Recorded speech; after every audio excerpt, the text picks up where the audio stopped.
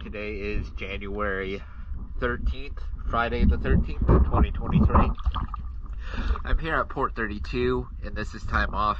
What you just saw was I was trying to put on a 1 3/8 inch shaft zinc on time off. As soon as I put it on, or I even just wrapped it around it, I saw that there was too much wiggle room. So this is definitely still a 1 1/4 shaft zinc for this boat.